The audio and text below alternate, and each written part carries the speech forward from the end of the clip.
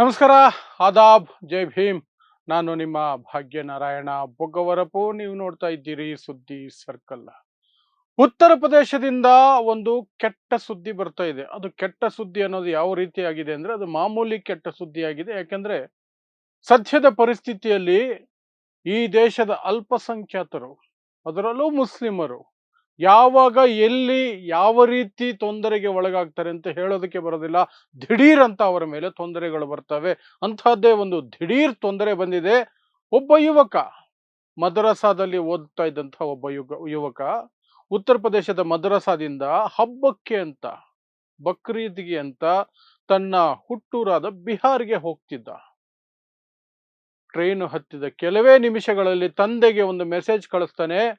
ಅಪ್ಪ, ಇಲ್ಲಿ ಗಲಾಟೆ ಆಗಿದೆ, ಸಿಕ್ಕಾಪಟ್ಟೆ ಹೊಡಿತಾ ಇದ್ದಾರೆ, ನಾನು ಅವಿತಿಕೊಂಡು ಈ ಮೆಸೇಜ್ ಕಳಿಸ್ತಾ ಇದ್ದೀನಿ. ಅಲ್ಲಿಗೆ ಕಟ್ ಆಗುತ್ತೆ. ಆ ನಂತರ ಆ ಫೋನು ರೀಚಬಲ್ ಇಲ್ಲ, ಆ ಹುಡುಗನೂ ರೀಚಬಲ್ ಇಲ್ಲ, ಪತ್ತೆನೇ ಇಲ್ಲ. 2 ದಿನ ಆಯ್ತು. ಸೊ ಏನಿದು ಘಟನೆ, ಏನೇನಾಗಿದೆ ಇಲ್ಲಿಯವರೆಗೆ ಬೆಳವಣಿಗೆಗಳು, ವಿವರಿಸುವಂತಹ ಪ್ರಯತ್ನವನ್ನು ಮಾಡ್ತೀನಿ. ಸೊ ನಾನು ಆರಂಭದಲ್ಲೇ ಹೇಳ್ದಂಗೆ, ಈ ದೇಶದಲ್ಲಿ ಅಲ್ಪಸಂಖ್ಯಾತರು, ಅದರಲ್ಲೂ ವಿಶೇಷವಾಗಿ ಮುಸ್ಲಿಮರಿಗೆ ಯಾವಾಗ ಏನು ಆಪತ್ತು ಬರುತ್ತೋ ಗೊತ್ತಿಲ್ಲ. ಆದ್ರೆ ಅಂತಹ ಆಪತ್ತು ಬರಬಾರ್ದು ಅಂತ ಕೆಲವು ಬದಲಾವಣೆಗಳನ್ನೇ ಮಾಡ್ಕೊಳ್ತಾ ಇದ್ದಾರೆ. ಫಾರ್ ಎಕ್ಸಾಂಪಲ್, ಈ ಒಂದು ಪ್ರಕರಣ, ಈ ಪ್ರಕರಣದಲ್ಲಿ ಉತ್ತರ ಪ್ರದೇಶದ ಒಂದು ಮದ್ರಸಾದಲ್ಲಿ ಓದ್ತಾ ಇದ್ದಂತಹ ತನ್ನ ಮಗ ಬಿಹಾರದ ತನ್ನ ಊರಿಗೆ ಬರ್ತಿರ್ಬೇಕಾದ್ರೆ ತಂದೆ ಹೇಳಿದ್ದು ಮಗನಿಗೆ, ನೀನು ಕುರ್ತಾ ಪೈಜಾಮ ಟೋಪಿ ಅದೆಲ್ಲ ಹಾಕೊಂಡು ಬರಬೇಡ, ಜೀನ್ಸು ಟಿ ಶರ್ಟ್ ಹಾಕೊಂಡು ಟ್ರೈನ್ ಹತ್ತು ಅಂತ. ಆ ಹುಡುಗ ಅದೇ ರೀತಿ ಜೀನ್ಸು ಟಿ ಶರ್ಟ್ ಹಾಕೊಂಡೇ ಟ್ರೈನ್ ಹತ್ತುತ್ತಾನೆ. ಅದು CCTVಯಲ್ಲಿ ಸ್ಪಷ್ಟವಾಗಿ ಕಾಣಿಸುತ್ತೆ. ಆದರೂ ಸಹ ಅವನ ಮೇಲೆ ಏನೋ ಆಗಬಾರದಾಗಿದೆ, ಅವನು ಪತ್ತೆನೇ ಇಲ್ಲ ಈಗ. ಸೊ ಏನಿದು ಘಟನೆ ಅಂತಂದ್ರೆ, ಆ ದಾರುಲ್ ಉಲೂಮ್ ಅಮ್ಜದಿಯಾ ಅನ್ನುವಂತಹದ್ದು ಮೌ ಅನ್ನುವಂತಹ ಡಿಸ್ಟ್ರಿಕ್ಟ್ ಜಿಲ್ಲೆಯಲ್ಲಿ, ಉತ್ತರ ಪ್ರದೇಶದ ಮೌ ಅನ್ನುವಂತಹ ಜಿಲ್ಲೆಯಲ್ಲಿರುವಂತಹ ಒಂದು ಮದ್ರಸ. ಆ ಮದ್ರಸಾದಲ್ಲಿ ಫೈಜಾನ್ ಅಹಮದ್ ರಜಾ ಅನ್ನುವಂತಹ ಯುವಕ ವಿದ್ಯಾಭ್ಯಾಸ ನಡೆಸ್ತಿರ್ತಾನೆ. ಸೊ ಈಗ ಹಬ್ಬ ಅಲ್ವಾ, ಬಕ್ರೀದ್ ಅಂತ ಮೊನ್ನೆ ಏನ್ ಮಾಡಿದ್ದಾನೆ, ಟ್ರೈನ್ ಹತ್ತಿದ್ದಾನೆ. ಇಲ್ಲಿಂದ ಮೌ ಅನ್ನುವಂತಹ ಊರಿನ ಮೌ ಜಂಕ್ಷನ್ ನಿಂದ ಟ್ರೈನ್ ಅನ್ನ ಹತ್ತಿದ್ದಾನೆ. ಅದರಲ್ಲಿ CCTVಯಲ್ಲಿ ಸ್ಪಷ್ಟವಾಗಿ ಕಾಣ್ತಿದೆ ಅವನು ಟ್ರೈನ್ ಹತ್ತುತ್ತಾ ಇರೋದು. ಅದರಲ್ಲಿದೆ ಜೀನ್ಸ್ ಮತ್ತೆ ಟಿ ಶರ್ಟ್ ಅಲ್ಲೇ ಇದ್ದಾನೆ. ನಾನು ಆರಂಭದಲ್ಲೇ ಹೇಳಿದ್ನಲ್ಲ ಯಾಕೆ ಅಂತ, ಅದರಲ್ಲೇ ಇದ್ದಾನೆ. ಅವನು ಟ್ರೈನ್ ಹತ್ತಿ ಸ್ವಲ್ಪ ಬೆಲ್ತಾರ್ ರೋಡ್ ಮತ್ತೆ ಸಲೇಂಪುರ್ ಸ್ಟೇಷನ್ ನಡುವೆ ಇರಬೇಕಾದ್ರೆ ತನ್ನ ತಂದೆಗೆ ಒಂದು ಮೆಸೇಜ್ ಕಳಿಸ್ತಾನೆ ಮೊಬೈಲ್ ಫೋನಿಂದ. ಅಬ್ಬು, ಇಲ್ಲಿ ಗಲಾಟೆ ಆಗಿದೆ, ನನ್ನನ್ನು ಸಿಕ್ಕಾಪಟ್ಟೆ ಹೊಡಿತಾ ಇದ್ದಾರೆ, ನಾನು ಅವಿತುಕೊಂಡು ಈ ಮೆಸೇಜ್ ಮಾಡ್ತಾ ಇದ್ದೀನಿ ಅಂತ. ಅದೇ ಕೊನೆ ಮೆಸೇಜ್.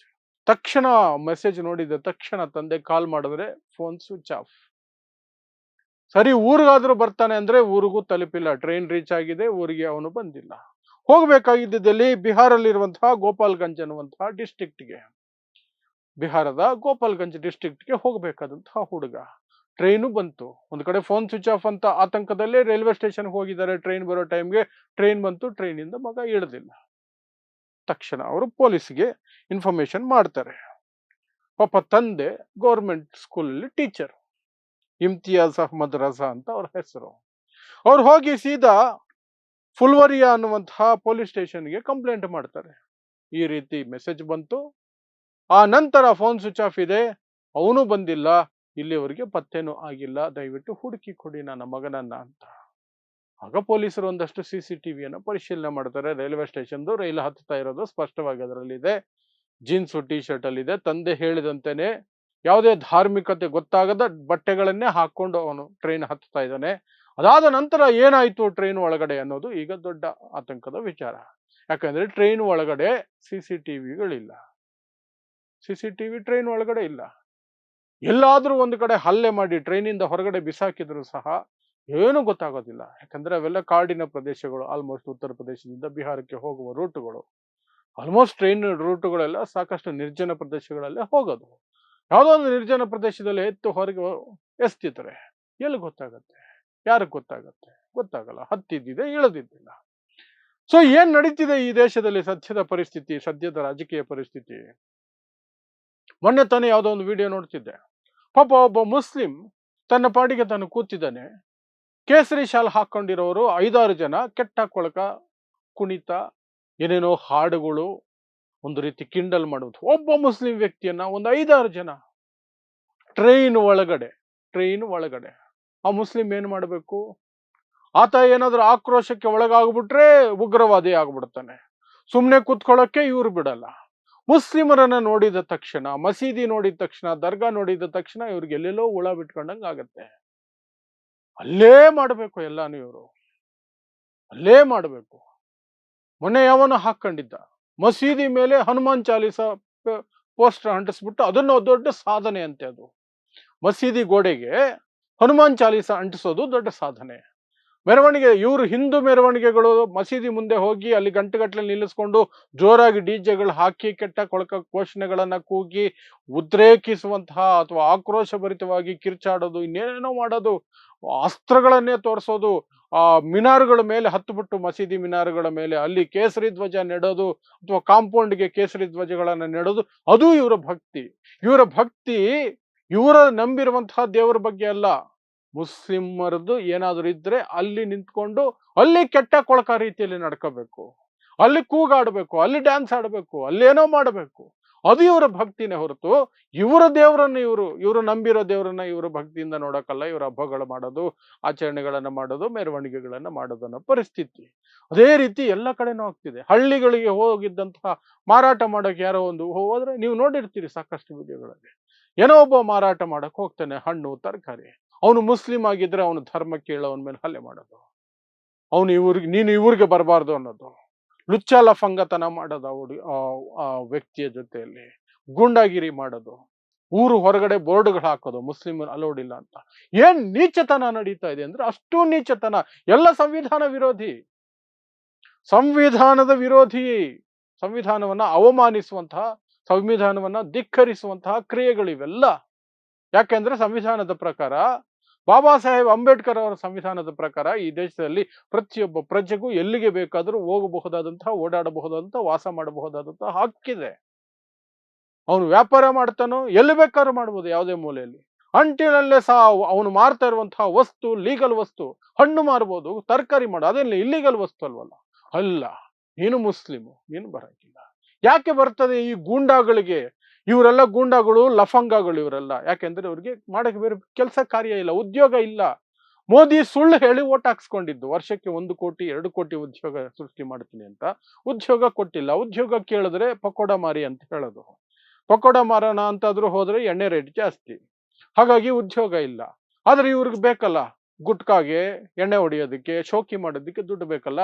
ಅವ್ರಿಗೆ ಸಿಕ್ಕಂತ ಅಸ್ತ್ರ ಏನು ಅಂದ್ರೆ ಒಂದು ಕೇಸರಿ ಶಾಲು, ಒಂದಷ್ಟು ಘೋಷಣೆಗಳು, ನಾವು ಧರ್ಮ ರಕ್ಷಕರು ಅನ್ನುವಂತಹ, ಗೋರಕ್ಷಕರು ಅನ್ನುವಂತಹ ಹೆಸರು, ಆ ಟೈಟ್ಲ್ ಇಟ್ಕೊಂಡ್ಬಿಟ್ಟು ಏನು ಬೇಕಾದ್ರೂ ಮಾಡಬಹುದು ಅಂತ. ಯಾಕೆ ಏನು ಬೇಕಾದ್ರೂ ಮಾಡಬಹುದು ಅನ್ನುವಂತಹ ಮನಸ್ಥಿತಿ ಇರುತ್ತೆ ಅಂದ್ರೆ, ನಮ್ಮನ್ನ ಆಳುವವರು ನಮ್ಮದೇ ಮನಸ್ಥಿತಿಯವರು, ನಮ್ಮನ್ನ ಅವರು ಏನು ಮಾಡೋದಿಲ್ಲ, ನಮ್ಮನ್ನ ರಕ್ಷಣೆ ಮಾಡ್ತಾರೆ. ನಾವೇನೇ ಮಾಡಿದ್ರು ರಕ್ಷಣೆ ಮಾಡ್ತಾರೆ. ಹಸು ಹೆಸರಲ್ಲಿ ಕೊಲೆ ಮಾಡಿದ್ರು ಸಣ್ಣ ಪುಟ್ಟ ಸೆಕ್ಷನ್ಗಳಾಕಿ ಆರಾಮಾಗಿ ಬೇಲ್ ಸಿಗಂಗ್ ನೋಡ್ಕೊಳ್ತಾರೆ. ಇನ್ನೇನೋ ಮಾಡಿದ್ರೆ, ಮಸೀದಿಗಳಿಗೆ ಮೇಲೆ ಇನ್ನೇನೋ ಗಲೀಜ್ ಕೆಲಸ ಮಾಡಿದ್ರೆ ಅದರಿಂದ ರಕ್ಷಣೆ ಕೊಡ್ತಾರೆ. ಅವರೇ ದ್ವೇಷ ಭಾಷಣೆ ಮಾಡ್ತಿರ್ಬೇಕಾದ್ರೆ ನಾವ್ಯಾಕೆ ಮಾಡಬಾರ್ದು? ಈ ದೇಶವನ್ನು ಆಳ್ತಾ ಇರೋರು ದ್ವೇಷ ಭಾಷಣೆ ಮಾಡ್ತಿರ್ಬೇಕಾದ್ರೆ ನಾವ್ಯಾಕೆ ಮಾಡಬಾರ್ದು? ನಾವು ಮಾಡ್ತೀವಿ, QR ಕೋಡ್ ಹಾಕ್ತಿವಿ, ಅದ್ರಲ್ಲಿ ಭಿಕ್ಷೆ ಬೇಡ್ತೀವಿ, ಅದ್ರಲ್ಲಿ ಶೋಕಿ ಮಾಡ್ತೀವಿ. ಉದ್ಯೋಗ ಇಲ್ವಲ್ಲ.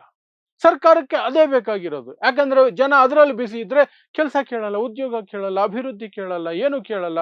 ಅದೇ ನಶೆ ಏರಿಸ್ಬಿಟ್ಟು, ಅದೇ ಧರ್ಮದ ಅಮಲು ಏರಿಸ್ಬಿಟ್ಟು ಒಟ್ಟು ಹಾಕಿಸ್ಕೊಂಡು ಮತ್ತೆ ಮತ್ತೆ ಅಧಿಕಾರಕ್ಕೆ ಬರ್ಬೋದು. ಸರ್ಕಾರಕ್ಕೆ ಆ ಹುಚ್ಚು, ಈ ಗೂಂಡಾಗಳಿಗೆ ಈ ಹುಚ್ಚು. ಅದರ ನಡುವೆ ಸಿಕ್ಕಾಕೊಂಡು ನರಳ್ತಾ ಇರೋದು ದೊಡ್ಡ ಮಟ್ಟದಲ್ಲಿ ಅಲ್ಪಸಂಖ್ಯಾತರು, ಅದರಲ್ಲಿ ಮುಖ್ಯವಾಗಿ ಮುಸ್ಲಿಮರು ಮತ್ತು ಒಂದು ಮಟ್ಟಕ್ಕೆ ದಲಿತರು, ಆದಿವಾಸಿಗಳು ದೊಡ್ಡ ಮಟ್ಟದಲ್ಲಿ ಸಿಗಾಕೊಂಡು ನರಳ್ತಾ ಇದ್ದಾರೆ. ಸೊ ಅದರ ಭಾಗವಾಗಿ ಈ ಘಟನೆಯನ್ನ ನಾವು ನೋಡಬೇಕಾಗ್ತದೆ. ಟ್ರೈನ್ ಒಳಗಡೆ ಇದ್ದಕ್ಕಿದ್ದ ಹಾಗೆ ಏನ್ ನಡೆದಿರಬಹುದು? ಆತ ಪಾಪ ಬಚ್ಚಿಟ್ಕೊಂಡು ಅಬ್ಬು ಗಲಾಟೆ ಆಗಿದೆ, ಹೊಡಿತಾ ಇದ್ದಾರೆ ನನಗೆ ಸಿಕ್ಕಾಪಟ್ಟೆ, ಬಚ್ಚಿಟ್ಕೊಂಡು ಮೆಸೇಜ್ ಮಾಡ್ತಿದ್ದೀನಿ ಅಂತ ಮೆಸೇಜ್ ಕಳಿಸ್ತಾನೆ. ಆ ನಂತರ ಫೋನು ಇಲ್ಲ, ಹುಡುಗನೂ ಇಲ್ಲ, ಅಷ್ಟೇ. ಸೊ ಇದಿಷ್ಟು ಉತ್ತರ ಪ್ರದೇಶದಲ್ಲಿ ಹೋಗ್ತಾ ಇದ್ದಂತಹ ಟ್ರೈನ್ ನಲ್ಲಿ ನಡೆದಿರುವಂತಹ ಒಂದು ನೀಚ ಘಟನೆ. ಪೊಲೀಸರು ಏನೋ ತನಿಖೆ ಮಾಡ್ತಿದಾರಂತೆ. ಆ ತನಿಖೆ ಅವರೆಷ್ಟು ಗಂಭೀರವಾಗಿ ಮಾಡ್ತಾರೋ ಗೊತ್ತಿಲ್ಲ ಇಂತಹ ಪ್ರಕರಣಗಳಲ್ಲಿ. ಯಾಕಂದ್ರೆ ಸರ್ಕಾರನೇ ಆ ರೀತಿ ಇರಬೇಕಾದ್ರೆ ಪೊಲೀಸರು ಅದೇ ಸರ್ಕಾರದ ಅಡಿಯಲ್ಲಿ ಬರುವ ಪೊಲೀಸರು ಸಹ ಅದೇ ಮನಸ್ಥಿತಿಯಲ್ಲಿ ಇರ್ತಾರೆ. ಅಷ್ಟೇ, ಇನ್ನೇನು ಮಾಡೋಕ್ಕಾಗಲ್ಲ ಅನ್ನೋ ರೀತಿ ಆಗ್ಬಿಟ್ಟಿದೆ ಪರಿಸ್ಥಿತಿ. ಸೊ ಇಂತಹದ್ದೇ ವಿಶೇಷ ಸುದ್ದಿಗಳಿಗಾಗಿ ನೋಡ್ತಾ ಇರಿ ಸುದ್ದಿ ಸರ್ಕಲ್. ನಾನು ನಿಮ್ಮ ಭಾಗ್ಯನಾರಾಯಣ ಬೊಗವರಪು.